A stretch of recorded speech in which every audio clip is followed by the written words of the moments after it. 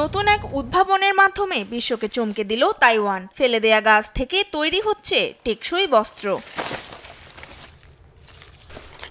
দীর্ঘদিন ধরে Taiwan semiconductor প্রযুক্তিতে পুরো বিশ্বের শীর্ষস্থান ধরে রেখেছে। তবে একসময় তাইওয়ানের জাতীয় গৌরবের প্রতীক ছিল কলা। প্রচুর পরিমাণে কলা উৎপন্ন হতো দেশটিতে। ১৯৫০ থেকে ৬০-এর দশকে জাপান সহ এশিয়ার বিভিন্ন দেশে বিপুল জনপ্রিয় ছিল তাইওয়ানের কলা। কিন্তু আগের সেই গৌরব এখন অনেকটাই কমে এসেছে। বর্তমানে শুধু দেশীয় বাজারের জন্যই উৎপাদিত হয় এটি।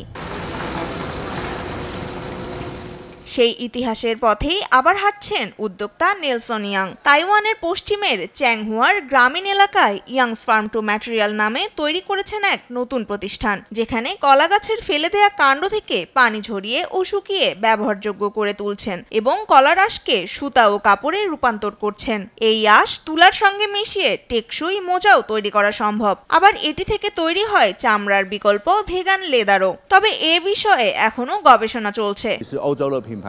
2008 সালে ইউরোপের কিছু স্নিকার ব্র্যান্ড জানায় তারা চাচ্ছে একই জমিতে খাদ্য বিভিন্ন পণ্যের কাঁচামাল যেন উৎপাদন করা যায়, অর্থাৎ কাঁচামাল ও খাদ্য যেন একই উৎস থেকে আসে। এখন আমরা নিশ্চিত করছি আমাদের সব কাঁচামাল আসছে কৃষি থেকে।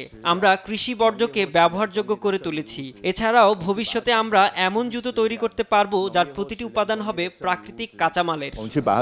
যদিও কোনো পোশাক ব্র্যান্ড থেকে এখনো তাদের কাছে অর্ডার আসেনি, তবে এটি একদিন বিশ্ববিখ্যাত স্নিকার ব্র্যান্ডগুলোর কাঁচামাল হিসেবে সরবরাহ করা যাবে, এমনটাই আশা করছেন তিনি। তনিমা ইসলাম, নিউজ ডেস্ক, দেশ টিভি।